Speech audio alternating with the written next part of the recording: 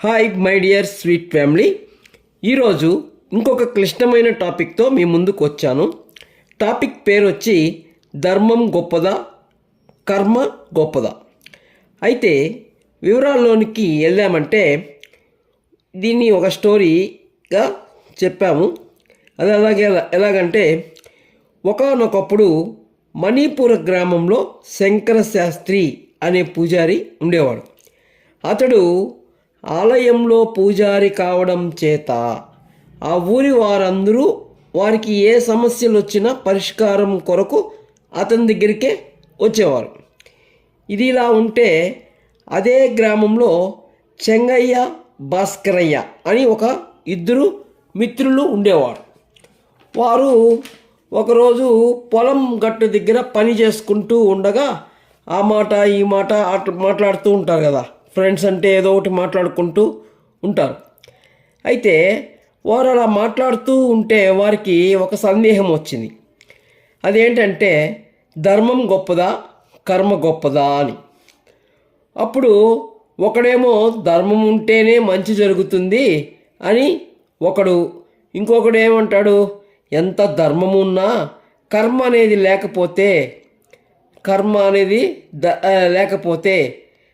అంటే పని అనేది చేయకపోతే ధర్మం అనేది ఏం జరుగుతుంది అని అడుగుతారు. అంతే కదా.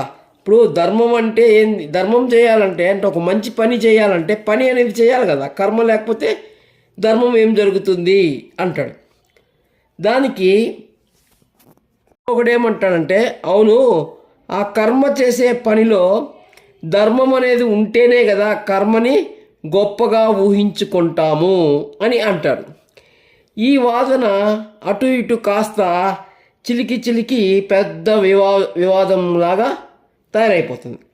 అప్పుడు అది అట్లా పాకి ఊరంతా ఈ సమస్య గురించి ఆలోచన చేయడం మొదలు పెడతారు. ఊరు మొత్తం 2 వర్గాలుగా చీలిపోయి ఒక భాగమేమో ధర్మం వైపు, ఇంకొక భాగమేమో కర్మ వైపు నిలబడి చివరికి ఎవరు చెప్పింది సరైనది అని పరిష్కరించుకుందాము అని శంకర శాస్త్రి దగ్గరికి వస్తారు. అప్పుడు శంకర శాస్త్రి ఈ సమస్యకు కొంచెం సేపు బాగా ఆలోచించి ఇలా అంటాడు, ఈ సమస్యకి పరిష్కారము మీకే అర్థమయ్యేటట్లు చేస్తాను అంటూ వారిని ఉద్దేశిస్తూ ఇలా చెప్పసాగాడు. ఏమని చెప్పాడు చూడండి. ఇక్కడ మీకు 2 వేరు సంఘటనల గురించి చెప్తాను, జాగ్రత్తగా వినండి అంటూ ఇలా చెప్పసాగాడు. ఏమని చెప్పాడు, ఒక అందమైన మామిడి తోట ఉంది. అక్కడ మామిడి చెట్లు పుష్కలంగా, ప్రతి చెట్టుకి పుష్కలంగా కాసి ఉన్నాయి. ఆ మామిడి పండ్లు చాలా రంగు తేలి చాలా నాణ్యంగా చూస్తానే తినాలనిపించేలాగా ఉన్నాయి. అయితే అక్కడికి ఒక పిల్లవాడు వెళ్ళి ఆ మామిడి పండు చూశాడు. మామిడి పండు చూసి అక్కడికి వెళ్ళి ఆ పండు కోసుకొని తిన్నాడు. ఇంత లోపల తోటమాలిని వచ్చి, ఏయ్ ఏంటి పండు కోస్తావని ఆ పిల్లవాడు కాళ్ళు కట్టేసి అతని చేతులు చాచమని చెప్పి కర్రతో గట్టిగా ఒక దెబ్బ కొడతాడు.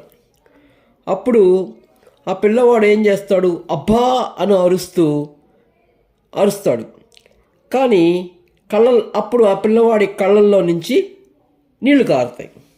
ఇప్పుడు దీన్నే ఇంకొంచెం క్షుణ్ణంగా ఆలోచిద్దాం, జాగ్రత్తగా గమనించండి అని చెప్తూ, ఇందులో మొదటి మామిడి పండును చూసింది కన్ను.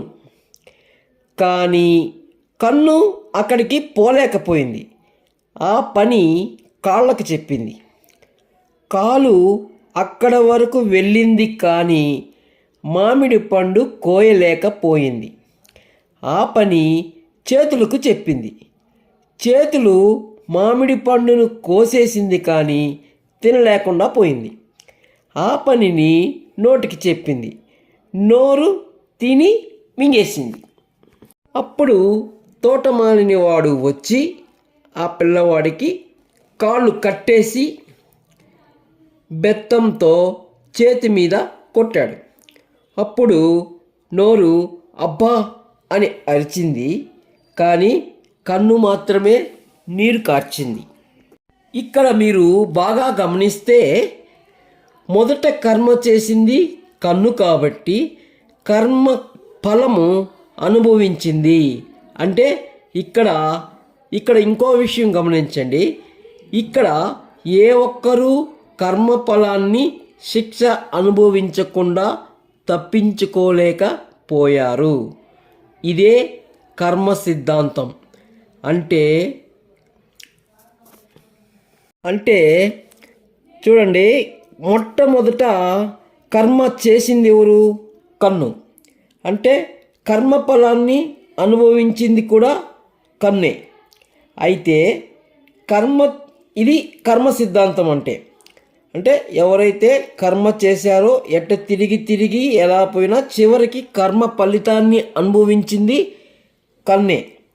అయితే ఇక్కడ కర్మ చేసిన ప్రతి ఒక్కరూ కాస్త కోస్త శిక్షింపబడ్డారే తప్ప ఒకరి వలన ఇంకొకరు శిక్ష నుంచి తప్పుకోలేకపోయారు. సో ఈ పర్టికులర్ పాయింట్ గుర్తుపెట్టుకోండి. ఇదే ఇంకొక ఎగ్జాంపుల్ చెప్తాము చూడండి అంటూ ఇంకొక కథ చెప్పాడనమాట. ఆ కథ ఎలా ఉందంటే, ఒకానొక ఊరిలో యజ్ఞదత్తుడు అనే ఒక ధర్మాత్ముడు నివసించేవాడు. అయితే అతడు నిత్య పూజా పురంధరుడు. అంటే ప్రతిరోజు భగవంతుడికి పూజ చేసి, ధ్యానం చేసి, అలంకరించి, త్రికరణ శుద్ధిగా ప్రతిరోజు పూజ చేసి ధర్మాన్ని ఆచరించేవాడు. అతను ఆ ఊరిలో నివసించేవాడు. వాడితో పాటు మరికొంతమంది ఉండేవారు. ఊరన్న తర్వాత వాడు ఒక్కడే కాదు కదా, ఇంకా కొందరు ఉంటారు. అయితే ఆ ఊరిలో వారందరూ కలుసుకొని ఇతనితో కలిపి ఆ ఊరిలో వర్షాలు పడడం లేదనేసి అందరూ కలిసేసి ఒక యజ్ఞం చేయాలని నిశ్చయించుకుంటారు. అందరూ కలిసి యజ్ఞపీఠికను సిద్ధం చేసి యజ్ఞం చేస్తారు. యజ్ఞం అంతా సంపూర్ణమైపోతుంది. చివరిలో వెళ్ళేటప్పుడు ఒకడు పొరపాటున ఆ యజ్ఞ పీఠికలో ఉమ్ము ఊస్తాడు. ఉమ్ము అంటే తెలుసు కదా, ఎంగిలి తుపుక్కని ఊసేస్తాడు. అయితే అతడు ఉమ్ము ఊసినప్పుడు ఒక విచిత్ర సంఘటన జరిగింది. అదేంటంటే, అనూహ్యంగా యజ్ఞపీఠంలో నుంచి ఒక లంకి బిందె బయటకు వచ్చింది. అది చూసి అరే ఏందా అని అందరూ ఆశ్చర్యపోతా ఉండగానే ఇంకొకడు కూడా తుపుక్కని ఊసాడు కావాలని. వాడికి ఒకే లంకి బిందె వచ్చేసింది. అరే ఇదేందో ఉమ్ము ఊస్తూ ఉంటే లంకి బిందెలు వస్తున్నాయి అనేసి అందరూ ఉమ్ము ఊసే పని మొదలుపెట్టారు. ఊసి లాస్ట్కి అందరికీ తలా ఒక లంకి బిందెలు వచ్చినాయి. కానీ ఈ యజ్ఞదత్తుడు అనేవాడు ఉన్నాడు కదా, వాడు ధర్మం తెలిసినవాడు. అరే యజ్ఞపీఠం అంటే మహాపవిత్రమైనది, అది ఎప్పుడూ పవిత్రంగా ఉండాలి. మనము ఉమ్ము ఊస్తే అది అపవిత్రమవుతుంది, అది అధర్మం అవుతుంది అని చెప్పి వాడు ఉమ్ము ఊయడు. మిగతా వాళ్ళందరూ ఉమ్ము ఊసేసి లంకి బిందెలు వస్తాయి, తలా ఒక లంకి బిందె తీసుకొని వెళ్ళిపోతారు. వీడేం చేస్తాడు, అరే యజ్ఞ పీఠిక అపవిత్రం అయిపోయిందని శుభ్రంగా అంతా క్లీన్ చేసి, ఎందుకంటే ఇటు ధర్మం తెలిసినవాడు, ధర్మాత్ముడు, ఎప్పుడు మంచి చేసేవాడు. అయ్యయ్యో యజ్ఞపీఠిక వీళ్ళందరూ ఇట్లా చేసి వాళ్ళకి చెప్తా ఉన్నారు, అరే యజ్ఞపీఠిక ఇది ధర్మం కాదురా, ఇది అధర్మము, ఇట్లా ఉయ్యొద్దండి అని చెప్తే కూడా ఎవరు వినలేదు వీడి మాట ఎవరు వినకపోగా వాడిని పైగా తిట్టేసి వాళ్ళ పని వాళ్ళు తలా ఒక లంకి బిందె తీసుకొని ఎవరు వింటారు? గొర్రెలు అందరూ. ఒక గొర్రె ముందుకు ఎట్లా వెళ్తే అన్ని గొర్రెలు వెనకాల పోతాయి. అదేవిధంగా అందరూ అట్లాగే చేసుకున్నారు. తలా ఒక లంకి బిందె తీసుకొని వెళ్ళిపోయినారు. సరే ఇంకా చేసేది ఏం లేక వాళ్ళందరూ వెళ్ళిపోయిన తర్వాత వీడికి తప్పదు కదా, వీడి ధర్మాన్ని ఆచరించేవాడు చూస్తూ ఉండలేడు. యజ్ఞపీఠం అపవిత్రం అయిపోయింది అని బాధపడి ఆ రోజు రాత్రి అంతా మేలుకొని అంతా శుభ్రంగా నీళ్లు పోసి గంగాజలంతో కడిగి ఆ యజ్ఞపీఠిని పవిత్రం చేసి వెళ్తాడు. అయితే ఆ తర్వాత రోజు నుంచి వీళ్ళందరూ లంకి బిందెలు తెచ్చుకున్నారు కదా, ఆ లంకి బిందెలతోటి అనేక రకములైన సంపదలు, వాళ్ళకి కావాల్సిన వస్తువులన్నీ కొనుక్కొని బాగా విలాసవంతంగా జీవిస్తూ ఉన్నారు. వారు అలా ఉండడమే కాకుండా ఈ యజ్ఞదత్తుడిని ప్రతిరోజు ఎగతాళి చేయడం, ప్రతిరోజు హేళన చేస్తూ ఉంటారు. అయితే అది ఇక్కడ లంకి బిందులు అందరూ ఊరంతా తీసుకున్నారు, కానీ యజ్ఞదత్తుడు తీసుకోవాలి. ఎందుకు? ధర్మానికి కట్టుబడి. అయితే ఇతని భార్య ఒక ఆమె ఉంది. ఆమె వచ్చి రోజు భర్తతో గొడవ పడుతుంది. అందరూ ఊరంతా తీసుకున్నారు, నువ్వు మాత్రం ఏమి మినహాయింపు, నువ్వు కూడా తీసుకో, మనం కూడా వాళ్ళలాగా హ్యాపీగా సంతోషంగా ఉండొచ్చు అని చెప్తుంది. కానీ వాడు మాత్రం అధర్మ మార్గాన్ని పోలేదు, ధర్మం ఎప్పుడూ తప్పలేదు. ఇది ఇలా ఉంటే ఇట్లాగే కొనసాగుతూ ఉంది. వీళ్ళ యొక్క ఆగడాలు రోజు రోజుకి మితిమీరిపోయినాయి. ప్రతిరోజు వీడిని హేళన చేస్తూ వచ్చారు. ఇలా చేస్తూ ఉంటే అనూహ్యంగా ఒకరోజు ఇతన్ని హేళన చేసేది వాని యొక్క భార్య చూస్తుంది. చూసి అప్పుడు ఆమె వచ్చి, మనకేమి అవసరము, మనం ఎందుకు ఈ విధంగా హేళన చేస్తూ ఈ ఊర్లోనే ఉండాలా, కనీసము నువ్వు ఆ ఉమ్ము ఊసి లంకి బిందె తేకపోతే పోయినావు, కనీసం ఈ ఊరి నుంచైనా వదిలేసి వేరే ఊరికి వెళ్ళిపోదాము, ఆ హేళనల భారం నేను భరించలేకున్నాము, నిన్ను ఆ విధంగా హేళన చేస్తుంటే నేను చూసి తట్టుకోలేకపోతున్నాను అని మొరపెట్టుకునింది. అప్పుడు యజ్ఞదత్తుడు ఆలోచించాడు, భార్య మాట గౌరవించడం, భార్యని సంతృప్తిపరచడం కూడా ధర్మమే కదా.